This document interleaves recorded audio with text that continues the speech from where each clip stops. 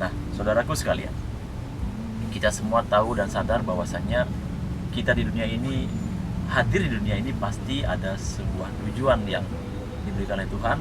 Kenapa kita dihadirkan di dunia ini?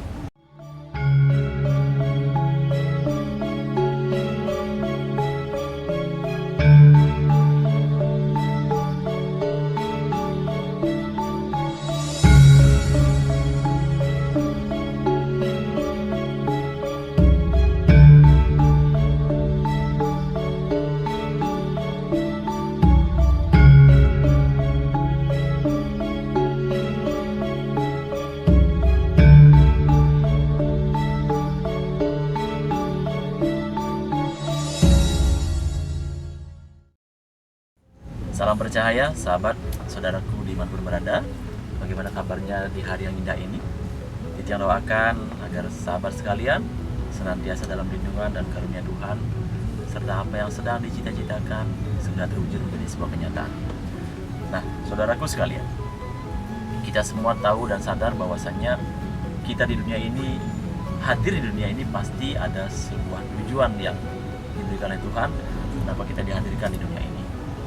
Salah satu hal yang terpenting yang merupakan tujuan hakiki kita lahir di dunia ini adalah yaitu agar kita tentunya bisa berarti dan bermanfaat untuk kehidupan di dunia ini, untuk alam ini, untuk keluarga kita, untuk orang-orang di sekeliling kita. Intinya kita bisa berarti dan berguna untuk banyak orang. Nah, dalam hal ini jika kita ingin bisa menjadi manfaat atau berarti untuk banyak orang, tentunya secara tidak langsung kita sendiri yang harus bisa memulihkan diri, dalam artian sudah berarti, sudah memenuhi fitrah jiwa kita bahwa kita terlahir di dunia untuk apa? Untuk menjaga karunia tubuh ini, menjaga alam ini, dan juga untuk melakukan segala sesuatu dengan maksimal karena Tuhan sudah memberikan banyak fasilitas dalam kehidupan kita. Nah, kembali lagi ke topik, agar kita bisa berguna untuk orang lain, berarti kita pertama harus memaksimalkan diri. Nah, untuk bisa memaksimalkan diri, tentu kita harus memiliki sebuah tujuan, yaitu impian. Kita sering bahas bahwasannya kita hidup tanpa impian itu sama halnya kita terbangun di pagi hari tapi nggak tahu arah mau kemana. Kita berjalan tapi nggak tahu arah mau mengarah kemana. Akhirnya kita hanya buang-buang waktu, kita hanya buang-buang tenaga, pikiran, dan semuanya akan sia-sia. Itu gambaran kalau kita hidup tanpa impian. Nah, ketika kita, Bapak Ibu, saya sudah mendapatkan apa impian sejatinya, apa goalnya dalam kehidupan ini, anggap saja Bapak Ibu mempunyai impian memiliki sebuah perusahaan. Ketika Bapak Ibu mampu membayangkan, memikirkan, dan mendapat gambaran jelas tentang usaha itu, saya yakin Bapak Ibu akan digerakkan, hatinya, tindakannya itu akan bergerak mengarah pada perwujudan impian itu. Nah, sebagaimana halnya orang bijak mengatakan, ketika impian kita terus pikirkan, dan ketika mampu kita memikirkan impian itu, maka pancaran energi jiwa kita ini akan terpancar ke alam semesta, dan sebagai balasannya alam semesta akan memberikan kita energi bergerak untuk mewujudkan impian itu. Selain kita sering harus pikirkan, impian itu pun juga harus sering kita omongkan, kita harus sering ucapkan. Karena ketika kita sering mengucapkan impian tersebut, maka impian ini akan punya energi, impian ini akan punya kekuatan, sehingga semakin hari Bapak Ibu akan semakin yakin bahwa impiannya itu bisa terwujud.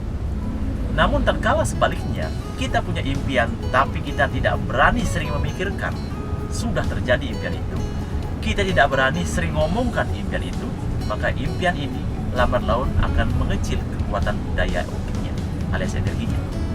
Nah, maka dari itu Bapak Ibu sekalian, apapun impiannya hari ini, tolong pikirkan, fokuskan, dan rasakan itu sudah terjadi.